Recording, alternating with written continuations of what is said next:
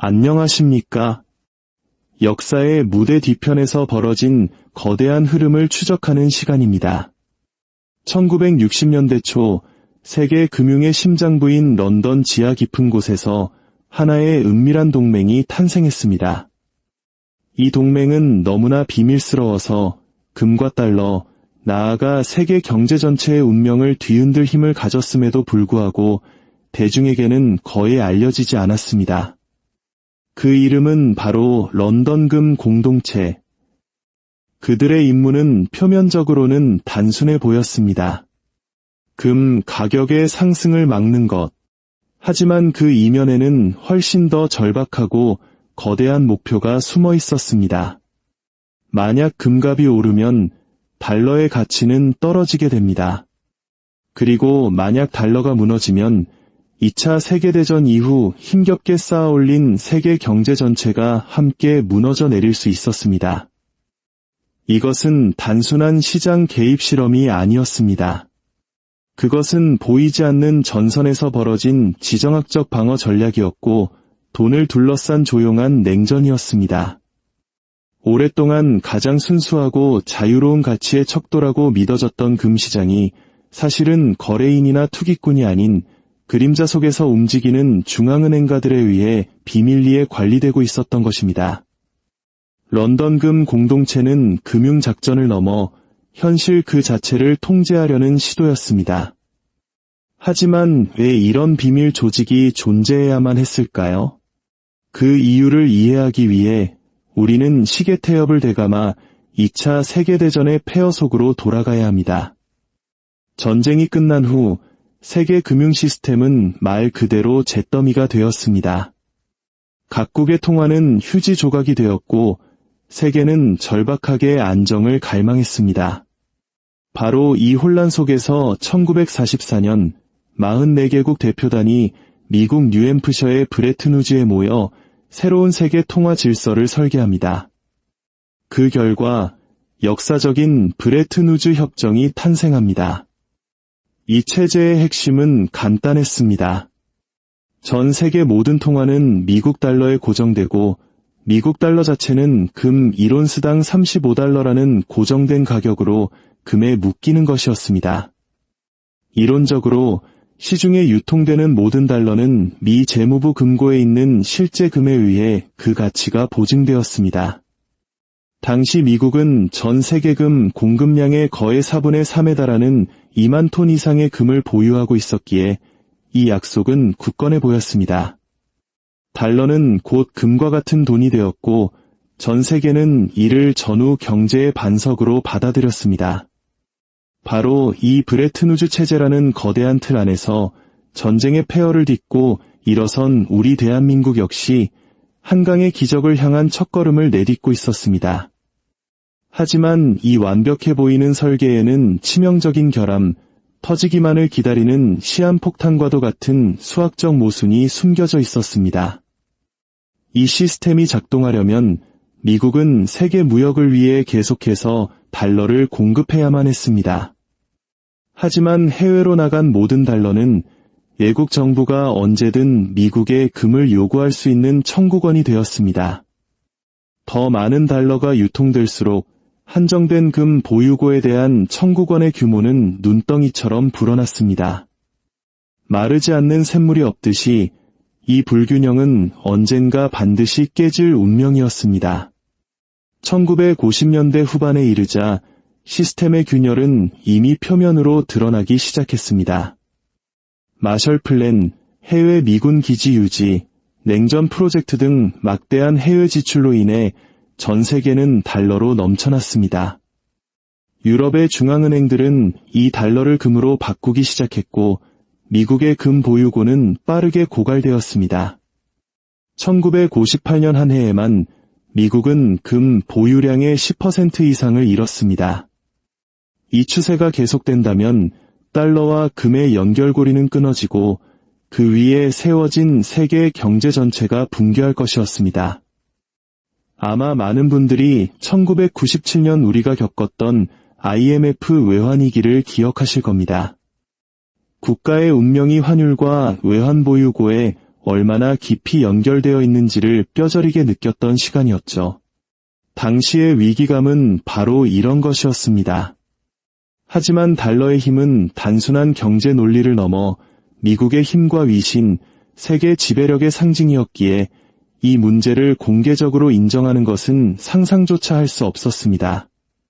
그래서 1961년 미국 연방준비제도와 영국 영란은행을 중심으로 서방 8개국 중앙은행들이 환상을 지키기 위해 비밀리에 손을 잡습니다. 그들의 임무는 자유시장이 달러의 약점을 폭로하는 것을 막는 것이었고, 그들의 무기는 금 시장에 대한 조직적인 개입이었습니다. 당시 런던은 세계금 거래의 심장이었습니다. 매일 아침 주요 금괴 딜러들은 로스차일드 사무실에 모여 그날의 국제금 가격을 결정했습니다. 만약 이 가격이 35달러를 넘어서면 이는 달러에 대한 신뢰가 흔들리고 있다는 위험 신호였습니다. 런던금 공동체의 임무는 바로 그런 일이 절대 일어나지 않도록 하는 것이었습니다. 협정에 따라 미국 연준이 개입에 필요한 금의 절반을 공급하고 나머지는 영국, 서독, 프랑스, 이탈리아, 벨기에, 네덜란드, 스위스의 중앙은행들이 분담했습니다. 시장 압력으로 금값이 한계선 위로 오를 때마다 그들은 금고에서 금을 풀어 시장을 침수시켜 가격을 다시 끌어내렸습니다. 그리고 한동안 이 작전은 성공하는 것처럼 보였습니다. 환상은 유지되었고 시스템은 안정적으로 보였습니다. 하지만 무대 뒤편에서는 압력이 조용히 그리고 끊임없이 쌓여가고 있었습니다. 세계 무역이 팽창하면서 달러 수요는 계속 늘어났지만 미국의 부채 또한 기하급수적으로 증가했습니다. 미국은 베트남 전쟁 자금을 조달하고 야심찬 국내 복지 프로그램을 시행하며 막대한 해외 기업 투자를 감행했습니다. 이 모든 비용을 충당하기 위해 정부는 더 많은 달러를 찍어냈습니다. 그러나 새로 찍혀나온 모든 달러는 금과의 연결고리를 더욱 약화시켰습니다. 1965년 현실의 숫자는 끔찍했습니다. 해외에 풀린 달러의 양이 미국이 보유한 금의 가치보다 3배나 많아진 것입니다. 시스템 전체가 거대한 신뢰 게임이 되어버렸습니다. 런던금 공동체는 마치 화산의 분화를 막으려는 소방대와 같았습니다. 폭발을 막는 것이 아니라 단지 지연시킬 뿐이었습니다. 바로 그때 프랑스가 등장합니다. 샤를 드골 대통령의 지휘 아래 프랑스는 미국의 통합 패권에 공개적으로 도전장을 내밀었습니다. 그는 미국이 단지 종이를 찍어내는 것만으로 전 세계의 상품을 사고 전쟁 자금을 대고 힘을 투사하는 터무니없는 특권을 누리고 있다고 비난했습니다. 드골은 이것이 지속 불가능하다고 믿었고 대담한 행동에 나섭니다.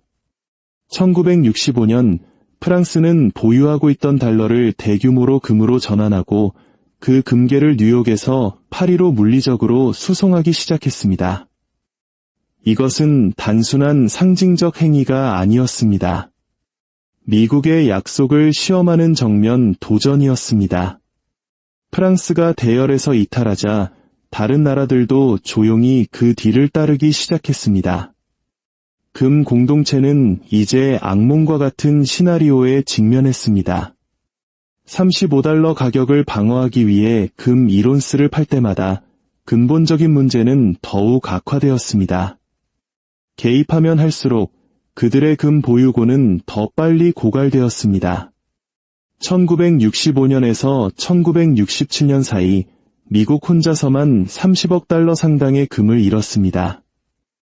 고정 가격이 영원히 지속될 수 없다는 것을 안 트레이더들 사이에서 공포가 확산되면서 런던의 금고는 텅 비어가기 시작했습니다. 그리고 1967년 11월 상상할 수 없었던 일이 벌어집니다. 영국 파운드화가 갑자기 14%나 평가절하되면서 금융시장에 거대한 충격파를 던졌습니다. 투자자들과 투기꾼들은 파운드와 달러를 버리고 금을 사기 위해 미친 듯이 몰려들었습니다. 금 공동체는 압도당했습니다. 단 2주 만에 가격 폭등을 막기 위한 필사적인 시도 속에서 거의 400톤의 금이 공식 보유고에서 시장으로 쏟아져 나왔습니다. 하지만 그것으로도 충분하지 않았습니다. 환상이 무너지고 있었습니다. 1968년 3월 런던의 금 수요는 한계점에 도달했습니다. 시장은 말 그대로 인도할 실물 금이 바닥나 버렸습니다. 3월 14일 회원국 은행 대표들이 긴급 회의를 열었습니다. 몇 시간의 긴장된 토론 끝에 그들은 개임이 끝났다는 것을 깨달았습니다. 그날 밤 그들은 런던 금 시장을 완전히 폐쇄하는 역사적인 결정을 내립니다.